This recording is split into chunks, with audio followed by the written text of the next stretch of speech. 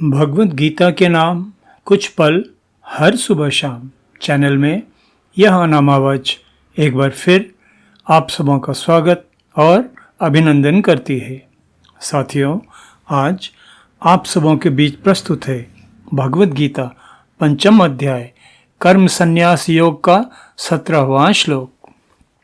तद्बुद्धय तदात्मानः तन्निष्ठाः तत्परायणाः गच्छन्ति अप्रणावृतिम ज्ञान निर्धूत कल्मषाः।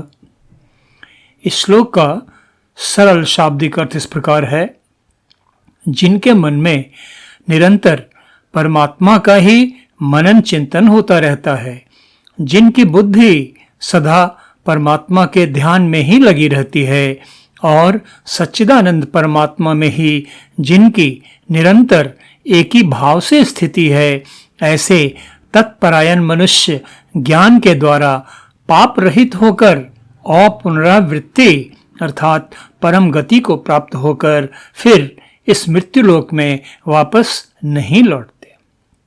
साथियों, पिछले श्लोकों में ज्ञान योग के महत्व को प्रकाशित करने के बाद योगेश्वर श्री कृष्ण इस श्लोक में अपने प्रिय शिष्य अर्जुन को ज्ञान योग में दृढ़ता पूर्वक स्थित योग साधक की स्थिति का वर्णन करते हुए समझा रहे हैं कि मनसा वाचा कर्मणा परमात्मा के प्रति पूर्ण रूपेण आत्मसमर्पित योगी जन मोक्ष प्राप्त कर इस संसार चक्र में आवागमन से मुक्त हो जाते हैं।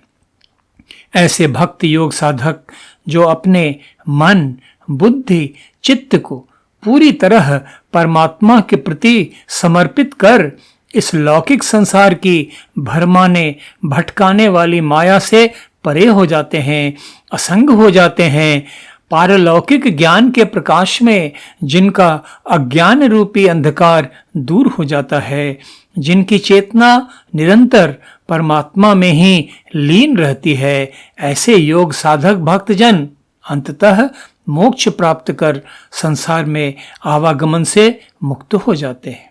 साथियों, इस श्लोक में योगेश्वर श्री कृष्ण अर्जुन को ज्ञान योग की उच्चतम स्थिति प्राप्त योगी की स्थिति का विश्लेषण करते हुए समझा रहे हैं कि मोक्ष प्राप्त कर इस मर्त्यलोक में बारंबार आवागमन से मुक्ति की स्थिति प्राप्त करने के लिए योग साधक मनुष्य को अपने मन, बुद्धि, चित्त को किस प्रकार पूरी तरह नियंत्रित, संयमित कर परमात्मा में ही लीन कर देना होता है। यह स्थिति परमात्मा के प्रति आत्मसमर्पण का चरमोत्कर्ष होती है, पराकाष्ठा होती है। अनासक्ति संसार में लगातार चल रहे माया के इस खेल को दृष्टा भाव से देखने तथा साधना की उच्चतम स्थिति प्राप्त कर समाधि की उदात्त स्थिति में दृढ़ता पूर्वक स्थित हो जाने पर योग साधक को क्रमशः यह दिव्य अनुभूति प्राप्त होने लगती है कि यह पूरी सृष्टि तो बस परमात्मा की ही विभिन्न रूपों में अभिव्यक्ति है। इसीलिए तो कहा, सृष्टि के कण कण में भगवान है। वही सत्ता एकमात्र सत्य है जो इस नाशवान सृष्टि के लय हो जाने पर भी विद्यमान रहती है।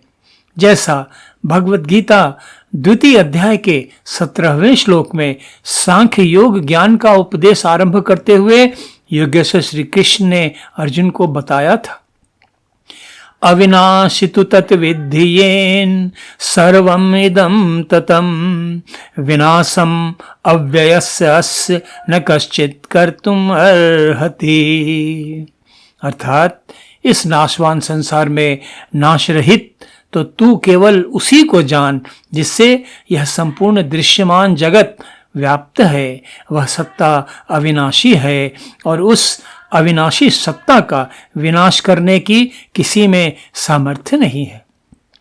साथियों, सदगुरु संत कबीर साहब ने अपनी रचना ज्ञान गुदड़ी में कहा, तन मन सोधि रहे गलताना, सो लखि पावे पुरुष पुराना। अर्थात ऐसे योग साधक संतजन जो अपने तन अर्थात पिंड ब्रह्मांड, आप सभी ज्ञानी श्रोताजन तो जानते ही हैं कि योग की भाषा में मानव शरीर के गले के नीचे के भाग को पिंड तथा गले के ऊपरी भाग को ब्रह्मांड कहा जाता है।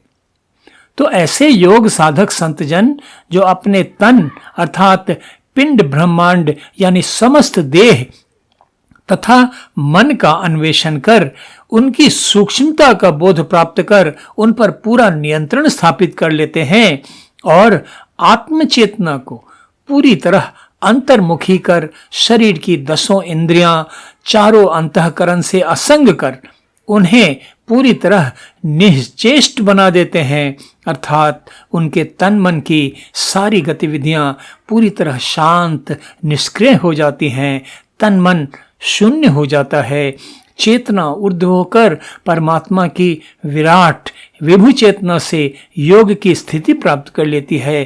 तब कहीं जाकर योग साधक को उस अनादि परम पुरुष परमात्मा का साक्षात्कार प्राप्त होता है।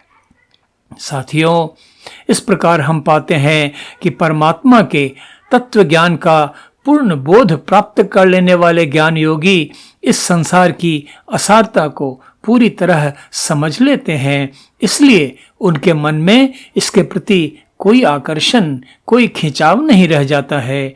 यही कारण है कि उनकी मन बुद्धि अनन्य भाव से निरंतर परमात्मा में ही निमग्न रहती है। ज्ञान की अग्नि उनके समस्त पापों को भस्म कर देती है।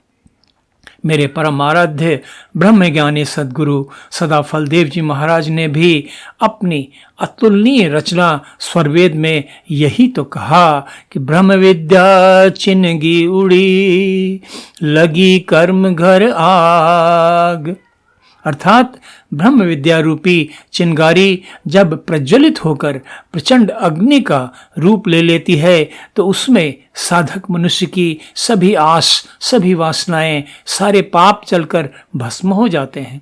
साधक मनुष्य पूरी तरह पवित्र, शुद्ध, सभी कल्मशों से मुक्त हो जाता है और इस प्रकार शुद्ध, बुद्ध, पवित्र साधक परमात्मा से मिलन रूपी परम गति को प्राप्त कर लेता है।